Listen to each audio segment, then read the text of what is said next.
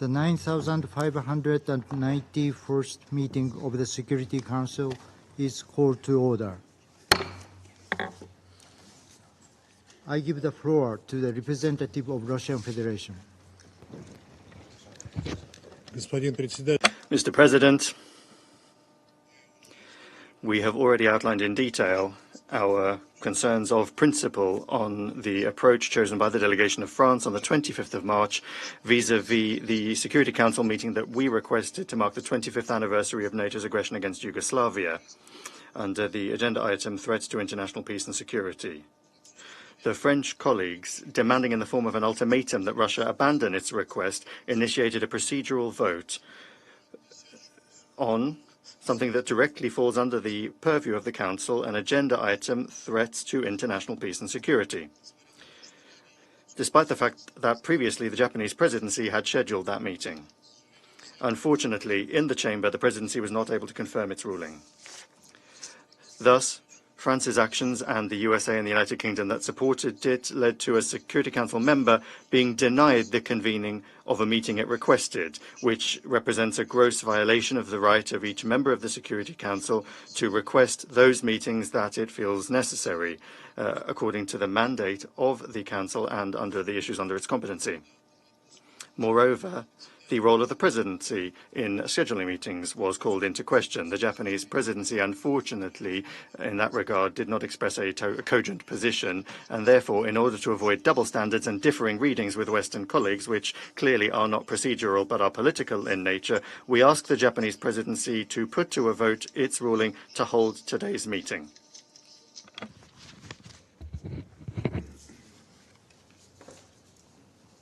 I thank the representative of Russian Federation for their statement. In view of the request from the Russian Federation, I intend to put the provisional agenda to the vote. Accordingly, I shall put it to the vote right now. Will those in favor of the adoption of the provisional agenda, non-proliferation, democratic People's Republic of Korea, please raise their hand.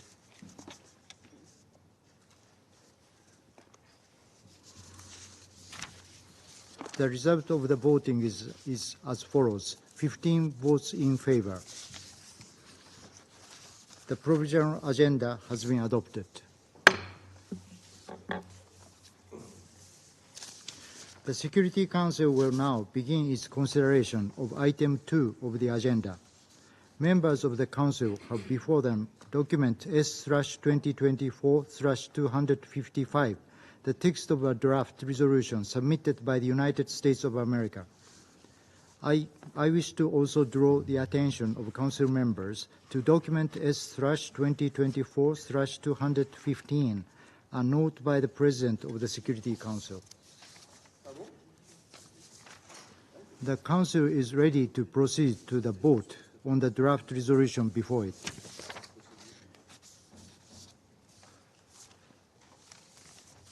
I now give the floor to those members of the Council who wish to make the statement before the vote. I give the floor to the representative of the United States. Thank you, Mr. President. Colleagues, on a file so often defined by division, the Council's support for the 1718 Committee panel of experts has been an exception. Year after year, for 14 years, we have come together unanimously to renew the mandate of the panel of experts, which conducts credible, fact-based, independent investigations of the DPRK's unlawful weapons program and sanctions evasion efforts. The panel's work is as essential as ever. Over the past year, the DPRK has unabashedly accelerated its WMD and ballistic missile programs in violation of multiple Security Council resolutions. Just last week, the DPRK launched a new round of ballistic missiles. These provocations are a direct threat to the non-proliferation regime and to the peace and security of all member states. That is why member states from every corner of the world count on the panel of experts' independent analysis and recommendations as they implement the 1718 sanctions regime and hold the DPRK to account. Colleagues, the United States approach to this mandate renewal has been inclusive and transparent. We negotiated in good faith for weeks to seek compromise and consensus among all Council members. We did not rush to a vote. Rather, we undertook a careful, methodological approach over weeks of multiple rounds of negotiations. We even delayed the vote twice to allow for additional diplomatic efforts. Now it is time to renew a mandate that is critical to protecting international peace and security. Last week, during Japan's signature event, we all reaffirmed our commitments to upholding the global nonproliferation regime. It is time to put that commitment into action with today's vote. I urge every single member state to vote yes. Thank you, Mr. President. I thank the representative of the United States for their statement. I give the floor to the representative of Russian Federation. Mr. President, the Security Council is today considering a seemingly routine matter of extending the mandate of the panel of experts of the 1718 Sanctions Committee. This mechanism is supposed to provide assistance to the work of the committee to ensure the effectiveness of the restrictions introduced by the Council. However, the technical nature of the mandate should not mislead us. In recent years, the situation on the Korean Peninsula and around it has changed fundamentally. The sanctions regime adopted in Security Council resolutions with the noble intentions of preventing the proliferation of nuclear weapons in the region, at present is not only losing its relevance, it is to a great extent detached from reality. We are witnessing an unprecedented policy from a coalition of Western countries led by the USA to strangle Pyongyang, which includes harsh unilateral restrictions, aggressive propaganda, and direct personal threats against the DPRK authorities. Taken together, all of these measures call into question the very possibility of resolving problems on the peninsula in future. The situation is being brought to an even more dangerous brink by the active militarization of the peninsula with the direct involvement of Washington and other NATO members that are located tens of thousands of kilometers away from the DPRK. What is particularly worrying is that this is the increasingly brazen invocation in the Allies' military maneuvers of Washington's nuclear potential. Such a dangerous turn of events in the region affects the fundamental interests of the Russian Federation in the area of national security. Against this backdrop, it is clear that in recent years, sanctions have not been able to achieve the international community's stated aims and have not led to a normalization of the situation surrounding the peninsula. This situation is not encouraging the parties to dialogue, particularly after Washington has demonstrated to the entire world the underhanded game that it is playing. And yet, the sanctions impose a heavy burden on the North Korean population. As a result of undermined confidence between the UN and Pyongyang, there are no UN entities present on the country's territory, entities that could deal with this important issue. That state of affairs must urgently be changed. In a certain sense, the DPRK's example is unique. It is only in respect of this country that open-ended Security Council sanctions have been introduced and are being applied. There are no basic mechanisms to alter the restrictions. There is no provision for a fair verdict procedure for the delisting of particular individuals or persons. All of the remaining restrictive measures in respect of individual countries have ultimately realistic aims and are subject to review on a regular basis. In that connection, we are convinced that it is high time for the Council to engage in reflection on updating the sanctions regime in respect of the DPRK. Our country repeatedly advanced ideas to that effect and tried to adapt the restrictions to the rapidly changing realities on the ground. One such initiative is the Russian-Chinese humanitarian draft resolution that remains relevant. However, all of our attempts to advance that have time and again come up against the absolute reluctance of Western countries to deviate from their destructive and punitive logic vis-à-vis the DPRK. A weapon in this harmful situation is now the panel of experts of the 1718 Committee. It has ceased to carry out its direct obligations. Its work is increasingly being reduced to playing into the hands of Western approaches, reprinting biased information and analyzing newspaper headlines and poor quality photos. In so doing, the group is essentially conceding its inability to come up with sober assessments of the status of the sanctions regime. The panel has continued to focus on trivial matters that are not commensurate with the problems facing the peninsula. Against this backdrop, Russia has called for the Council to adopt a decision to hold an open and honest review of the Council sanctions measures in respect of the DPRK, moving the restrictions onto an annual basis.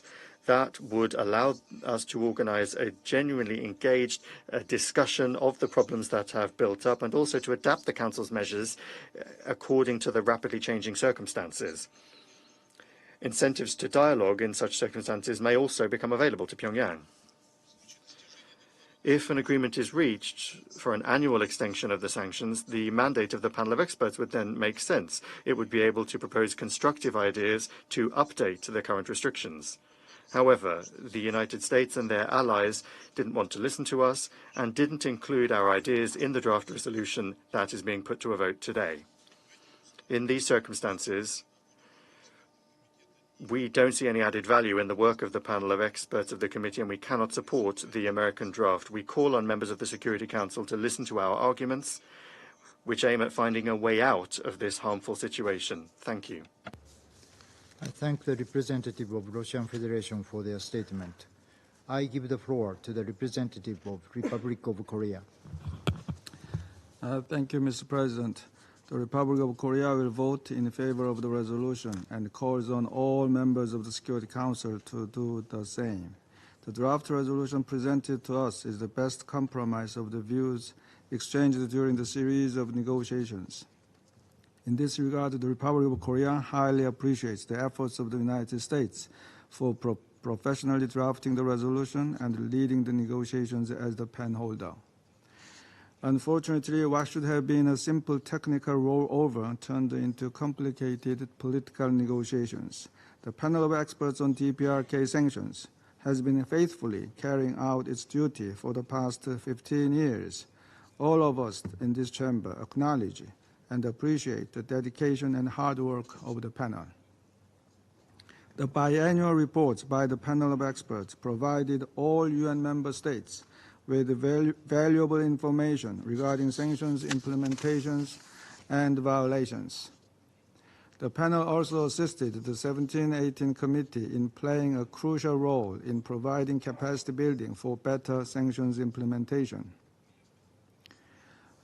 Through close collaboration and cooperation among independent experts who work in an independent and professional manner, the panel guided us through the complex web of the DPRK sanctions regime, putting differences arising from geopolitical tensions behind. As everyone in this chamber is well aware, the DPRK's nuclear and ballistic missile program is one of the most serious threats to the global non-proliferation regime. Faced with DPRK's continued provocations, accelerated advancement of its nuclear and ballistic missile programs, and increasingly sophisticated sanctions evasion, the role of the panel has become all the more essential. Failure to adopt this resolution will result in the abolishment of the panel, which is something all Council members, in particular the P5, should avoid by all means. Dear colleagues, at this moment, the international community is watching the Security Council. If we are truly to act on behalf of all UN member states and carry out our duty in accordance with the UN Charter, we have to adopt this resolution. As such, we once again urge all Security Council members to vote yes on this important resolution. Let us stand united for the sake of nuclear non-proliferation and international peace and security. I thank you, Mr. President. I thank the representative of Republic of Korea for their statement. I shall put the draft resolution to the vote now. Will those in favor of the draft resolution contained in document S/2024/255 please raise their hand?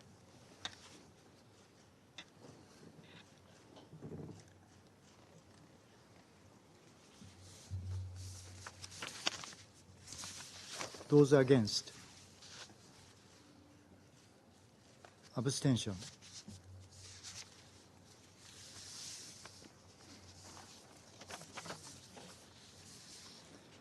The result of the voting is as follows. 13 votes in favor, 1 vote against, 1 abstention.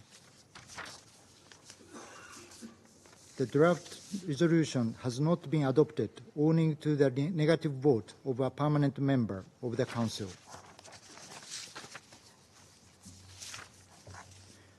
I now give the floor to those members of the Council who wish to make statements after the vote. I give the floor to the representative of the United States. Thank you, Mr. President. The United States is deeply disappointed by the outcome of today's vote. Today's vote was nothing more than the attempt by one Council member to silence the independent, objective investigations into DPRK Security Council violations. There is simply no other honest way to view this. It's important to ask ourselves why. Why would any Council member not vote in support of this mandate renewal? Why would any Council member break the otherwise 14 years of unanimous adoption? Just looking over the DPRK panel of experts' reports, the answer is quite clear. The panel began reporting in the last year on Russia's blatant violations of the UN Security Council resolutions, in addition to the DPRK's persistent sanctions evasion efforts within Russia's jurisdiction. I provide this message to all member states. Russia owns this failure. Russia is the reason you will no longer receive reports from the panel of experts. Today's vote will only embolden the DPRK to act with further impunity, as the DPRK jeopardizes global security through the development of long-range ballistic missiles and sanctions evasion efforts. This is not the behavior of a responsible member state, let alone a permanent member of the Security Council. And China, with its abstention, has once again shown us where it stands on curbing DPRK proliferation. Colleagues, today was not the outcome the United States wanted, nor the outcome the rest of the Council members worked so hard over the last 5 weeks to avoid. The resolution before us was, in the United States' view, far from ideal.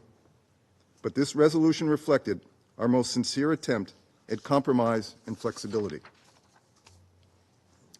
We commend our colleagues who put aside their differences in support of the panel. But some proposals were simply unacceptable.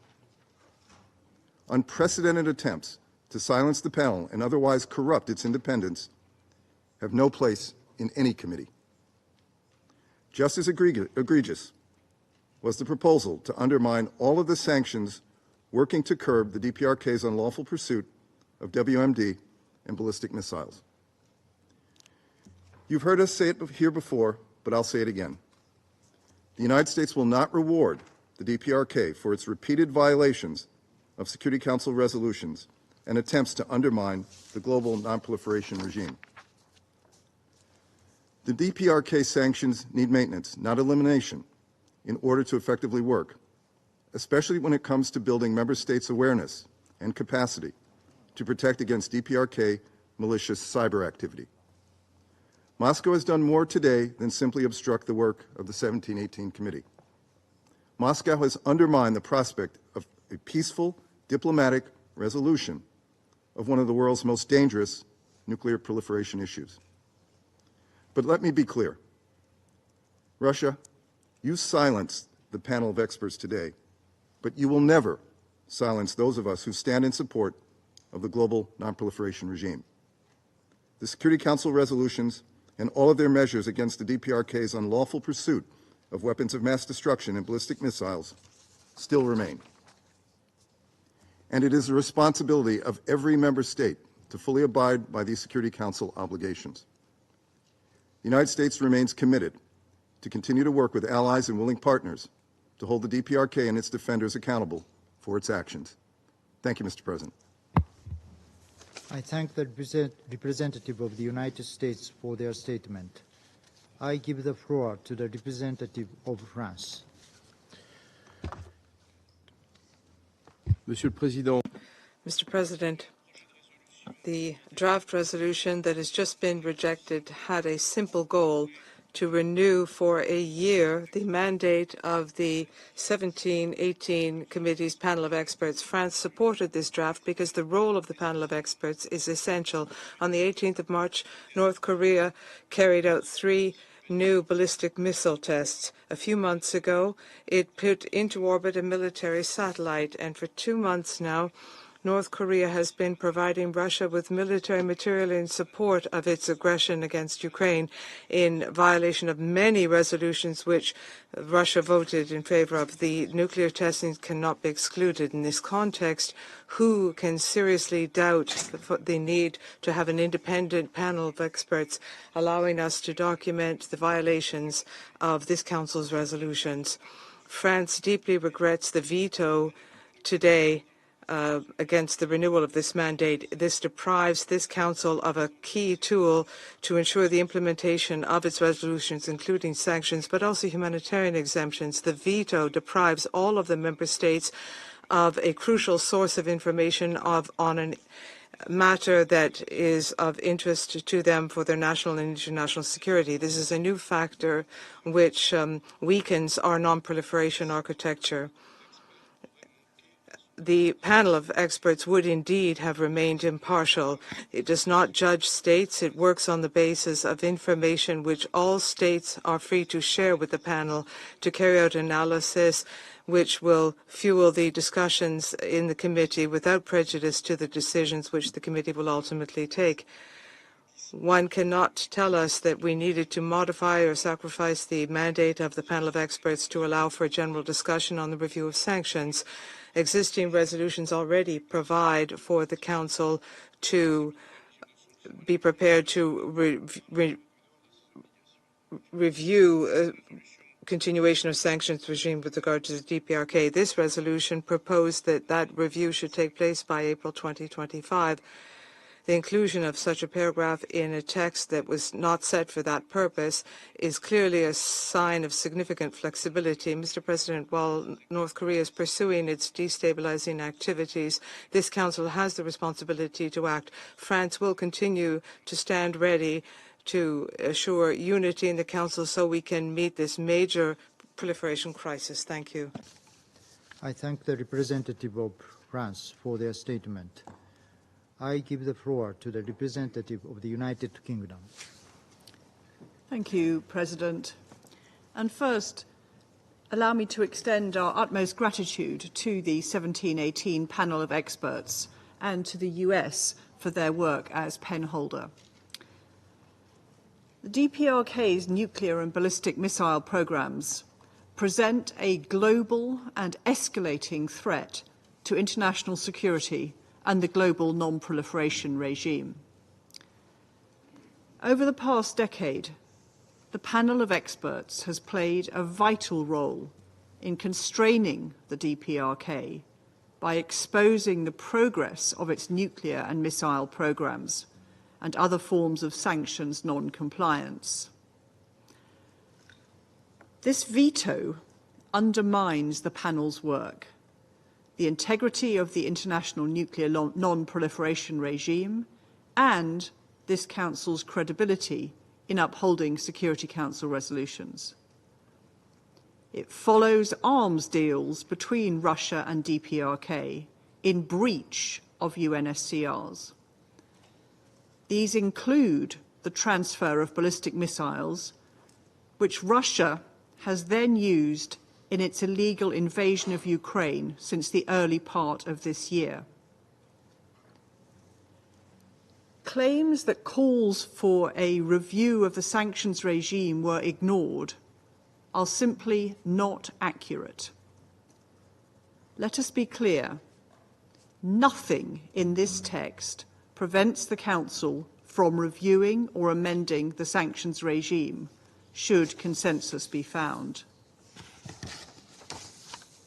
This veto does not demonstrate any concern for North Korean people or for the efficacy of sanctions.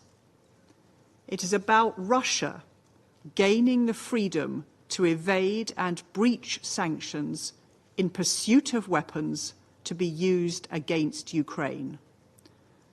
The panel, through its work to expose sanctions non-compliance, was an inconvenience for Russia. It is deeply concerning that Russia, a permanent member of this Council, has taken such action. But let me be clear to Russia.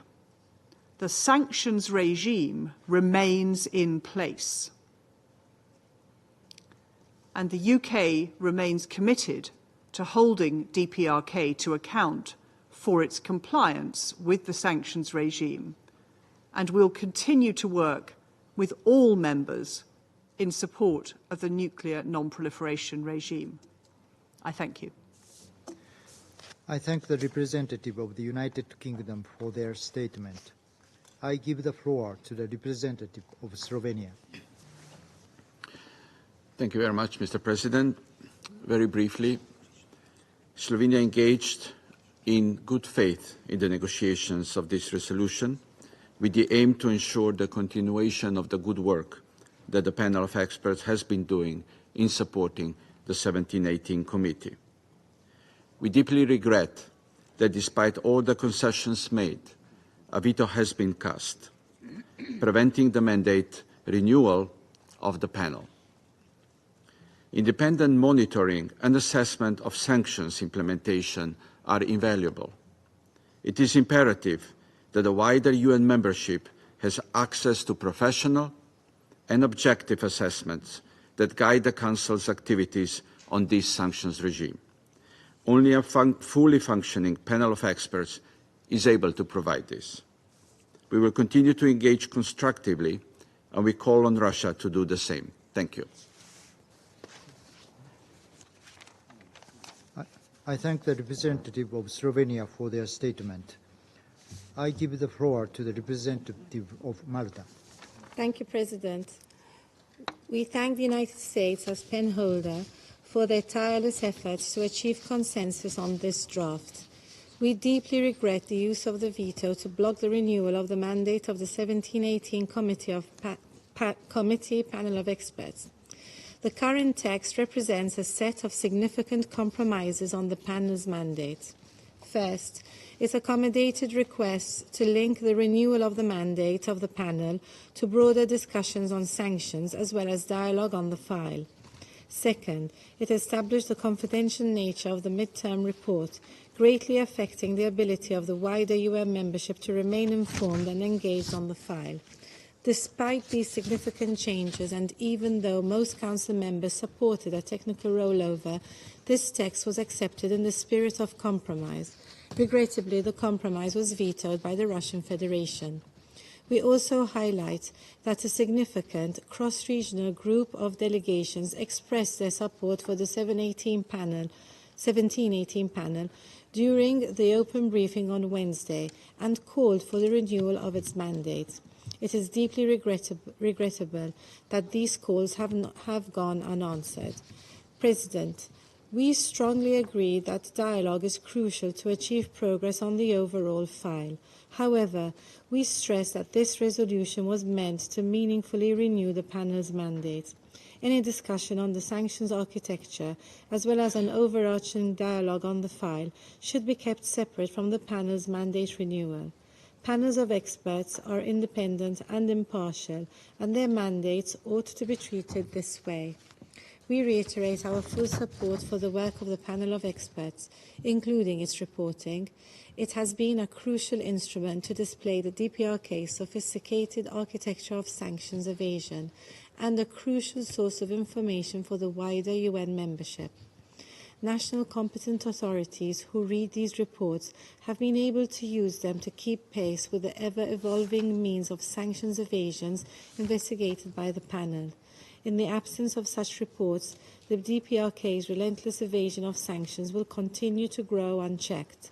This is a sad disservice to regional and international peace and security. Thank you. I thank the representative of Malta for their statement. I give the floor to the representative of Ecuador. Gracias, señor. Thank you, Mr. President. Ecuador voted in favor of the draft resolution put forward by the United States.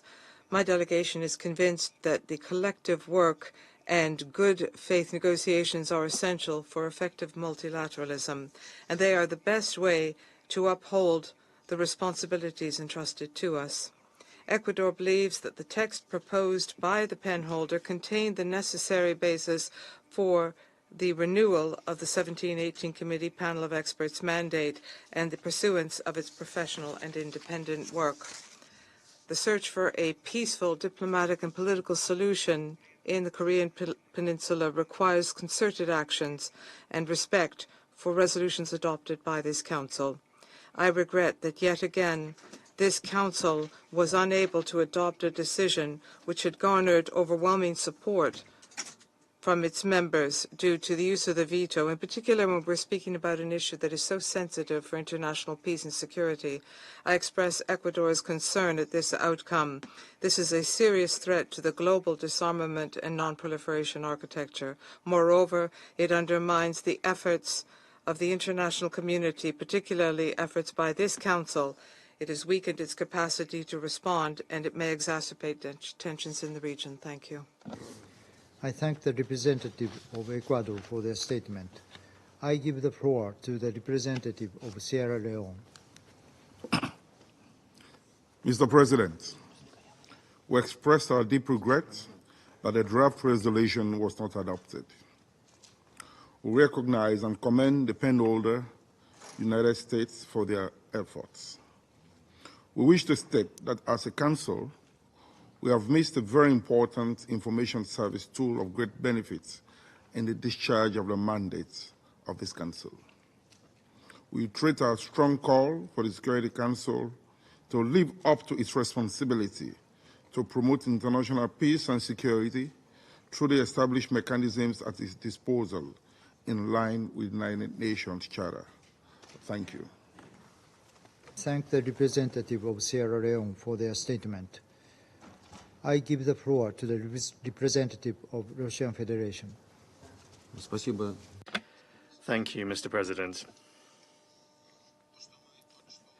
What we've just heard in this chamber from our Western colleagues only strengthened our conviction that we took the right decision to not support the extension of the panel of experts mandate. NATO members today have essentially dropped their masks and clearly demonstrated why they really want to extend the mandate of the 1718 Committee Panel of Experts to use it to channel unfounded insinuations against Russia, which we have heard excessively today in this chamber. It is particularly cynical and unfortunate to hear reproaches to us from the US delegation. I'll be frank. Let me be clear.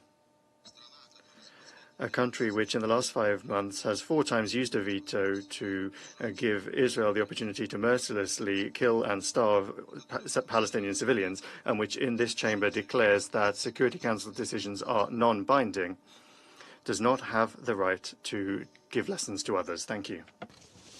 I thank the representative of Russian Federation for their statement. I give the floor to the representative of Guyana. Thank you, Mr. President. Guyana voted in favor of the renewal of the panel's mandate. We regret that the Council was not able to adopt the text in its current form and urge members to continue working together to find a constructive way forward. Guyana believes that the work of the 1718 Committee, supported by the panel of experts, is vital in monitoring and reporting on the implementation of relevant sanctions measures relating to the Democratic People's Republic of Korea. We are committed to cooperating with the 1718 Committee to ensure the implementation of relevant Security Council resolutions concerning the DPRK. We hope that the challenges preventing the adoption of the resolution in its current form will soon be resolved, and the mandate of the panel of experts can be renewed as early as possible. I thank you. I thank the representative of Guyana for their statement. I give the floor to the representative of Algeria. Mr. President, I would like to extend our thanks to the pen holder for his efforts. It is regrettable to witness today an absence of consensus among Security Council members regarding the renewal. The panel of experts is a component in supporting the committee established by Resolution 1718. We acknowledge the concern raised by member states. However, we believe that these could be addressed through constructive dialogue and collaboration within the 1718 committee. Together, we must find a balanced solution that respects the legitimate concerns of all parties. We urge all Security Council members to redouble their effort to find common ground and reach a consensus on the renewal of the panel of experts' mandate. Unity within the Council is paramount in confronting global peace and security challenges. We are confident that the Council members have the ability to approach this issue with a spirit of cooperation and compromise. Divergence must not impede the work of our Council. With more flexibility, we can find a solution that allows for the renewal of the panel of experts' mandate and address the issue raised. Thank you. I thank the representative of Algeria for their statement. I give the floor to the representative of the Republic of Korea. Thank you, Mr. President. The Republic of Korea voted in favor of the resolution for the reasons that I explained before the vote. Regrettably, the resolution was not adopted. The 1718 committee panel of experts has been taken hostage by one permanent member, the Russian Federation. As Russia puts its blind self-centeredness over the Council's collective responsibility for the maintenance of international peace and security, the DPRK panel of experts, one of the Council's most vibrant and significant subsidiary organs, has been forced to cease its work. As we all know, the panel of experts has provided valuable information concerning the implementation of sanctions against the world's most serious nuclear proliferator, and offered well-documented recommendations to all UN member states so that they can better implement their obligations.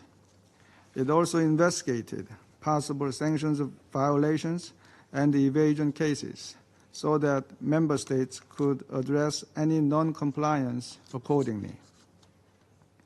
The original draft resolution was a technical one. It was meant to simply renew the mandate of the panel of experts. On the other hand, the proposal previously made by Russia included a one-year sunset clause on the entire DPRK sanctions regime per se, tied to the mandate renewal of the panel. Russia employed an all too familiar and obvious tactic by insisting on completely unacceptable conditions without any room for compromise. Russia elicited objections which they gladly took as an excuse to veto. This is outrageous and makes no sense at all, given the continued and accelerated advancement of the North Korean nuclear and missile programs. Pyongyang has been openly denouncing the authority of the Security Council and pursuing an increasingly dangerous and aggressive nuclear policy, in particular targeting the Republic of Korea. At this moment, Russia seems to be more interested in embracing or encouraging the DPRK for its provision of munitions and ballistic missiles for the conduct of war in Ukraine, at the expense of a nuclear non-proliferation regime and proper functioning of the Security Council. There can be no justification for disbanding the guardians of the UN's DPRK sanctions regime, consisting of multiple resolutions adopted unanimously by this Council. This is almost comparable to destroying a CCTV to avoid being caught red-handed. Today, we witnessed yet another setback in the authority of this august body, as well as in the international non-proliferation regime. A permanent member of the Security Council and the depository of the NPT completely abandoned its responsibility. Nevertheless, The Republic of Korea will continue its efforts in collaboration with many like-minded countries toward the goal of CVID, complete, verifiable, and irreversible denuclearization of the DPRK. We will find our way and expect cooperation from other Council members and all UN member states. I thank you, Mr. President. I thank the representative of the Republic of Korea for their statement. I give the floor to the representative of Switzerland. Merci, Monsieur le Président. Thank you, Mr. President. Switzerland thanks the United States for facilitating the negotiation process and for its efforts to reach a consensus. We also acknowledge the commitment of the other members of the Council. Switzerland voted in favour of the draft resolution because we consider, as do the vast majority of other members, that it represents an acceptable compromise. Switzerland regrets that the use of the veto by a single member of the Security Council puts an end to the mandate of the group of experts which supports the work of the 1718 Committee. Targeted sanctions are an important tool of the Council for maintaining international peace and security. The group of experts plays a key role in facilitating their implementation. Its reports, which are reliable, independent and of high quality, and I would like to take this opportunity to thank the experts from the panel of experts, are an essential source of information for the committee and all UN member states, particularly at this critical time when the Democratic People's Republic of Korea continues to significantly accelerate its illicit nuclear and ballistic weapons program. Switzerland will therefore continue to engage with a view to finding other solutions. This decision hampers efforts to monitor and ensure transparency in the implementation of Council resolutions. The arguments for the veto that we have heard will not convince either us or other member states. At a time when the group was investigating violations of sanctions measures, this veto only fuels suspicions regarding such violations. We reiterate that arms shipments from the DPRK are a flagrant violation of international law and contribute to the undermining of the global disarmament and non-proliferation architecture.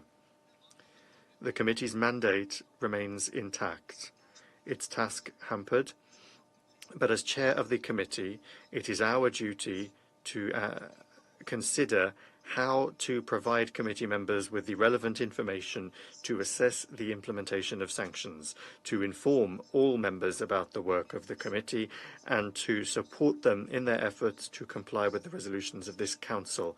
That is what we will continue to do. Thank you. I thank the representative of Switzerland for their statement. I give the floor to the representative of China. Mr. President,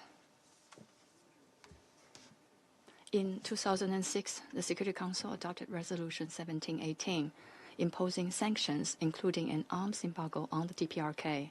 Over the past decade or so, the Council has adopted more resolutions to continue to strengthen the sanctions against the DPRK, resulting in a set of extremely stringent sanctions mechanisms.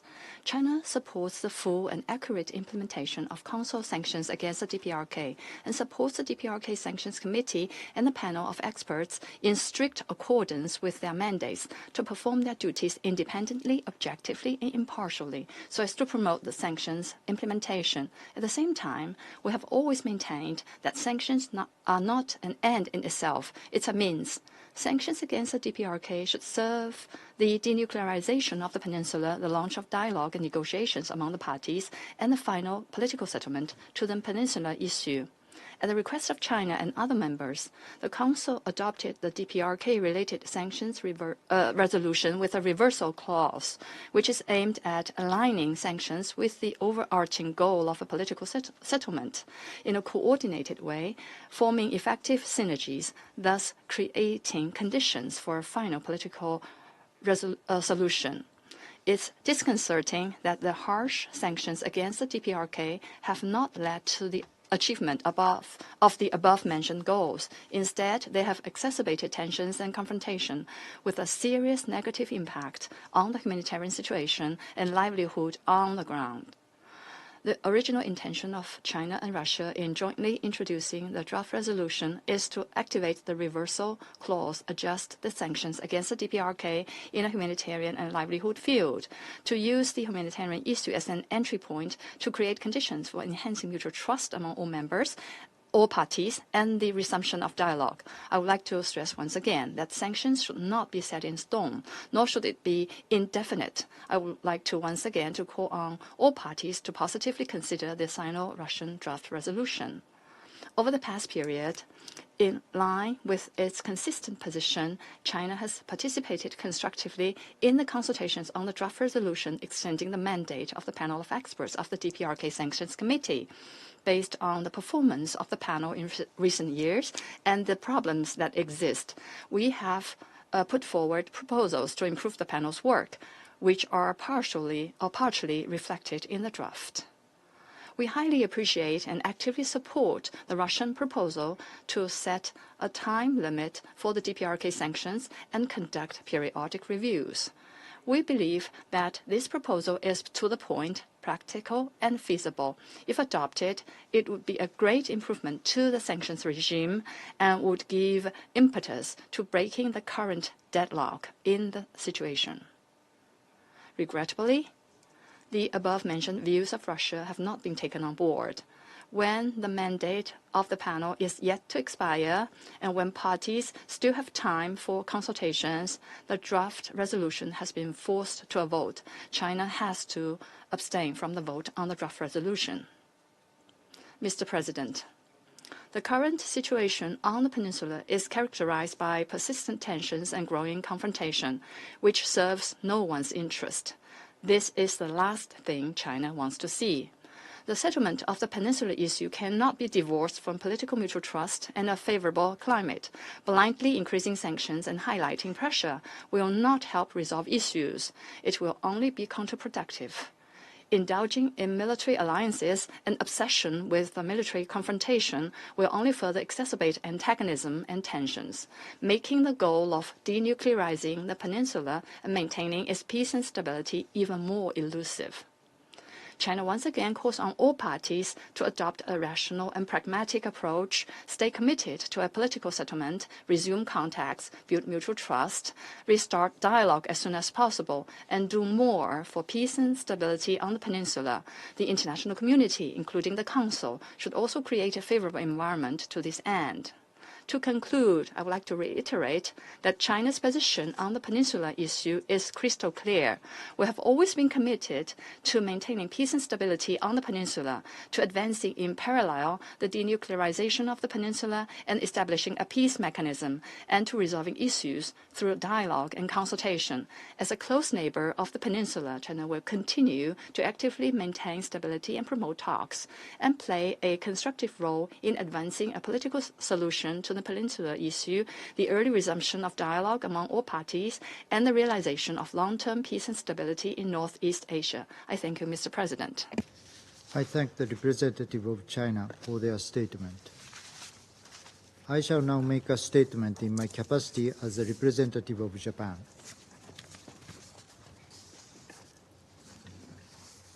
A resolution to fight against North Korea's unlawful development of nuclear weapons and ballistic missiles was vetoed again in this chamber. It is deeply, profoundly regrettable to see the result of the voting. To our greatest regret, North Korea is continuing its unlawful nuclear and ballistic missile program in a flagrant violation of Security Council resolutions, and sanction evasions or even sanction violations are being conducted by North Korea and other actors who help them. Nevertheless, the panel of experts, which has been playing a crucial role to fight against these proliferation activities, is now being forced to end its operations due to the veto casted by one permanent member, the Russian Federation, of this august body which bears primary responsibility to maintain international peace and security. We appreciate the tireless effort of the United States as a penholder to maintain unity among the Council members and ensure the discussions took place in balanced and transparent manner. It is irresponsible and shameful, especially when the permanent member who wielded its veto power to defend North Korea's unlawful nuclear and ballistic missile program has itself been violating the relevant resolutions by procuring military equipment and munitions from North Korea and using them for its unprovoked aggression against Ukraine in flagrant violation of the UN Charter. It is no exaggeration to say that we are standing at a critical historical juncture for ensuring non-proliferation of WMDs in the future. Nobody, except for the proliferators, would benefit from weakening global non-proliferation regime. Facing the veto today, we now need to engage in discussions on how to combat the proliferation of WMDs and ballistic missiles in the world, where one of the permanent members denied the role of the Security Council in that regard. We will hear the voices of the wider membership during the General Assembly meeting that will be convened in response to the veto today. Japan's commitment to non-proliferation is unwavering. The entire world is watching to see whether all the members of the Council will fulfill the heavy responsibility that has been placed on us. I thank you. I resume my function as the President of the Council. There are no names inscribed on the list of speakers. The meeting is adjourned.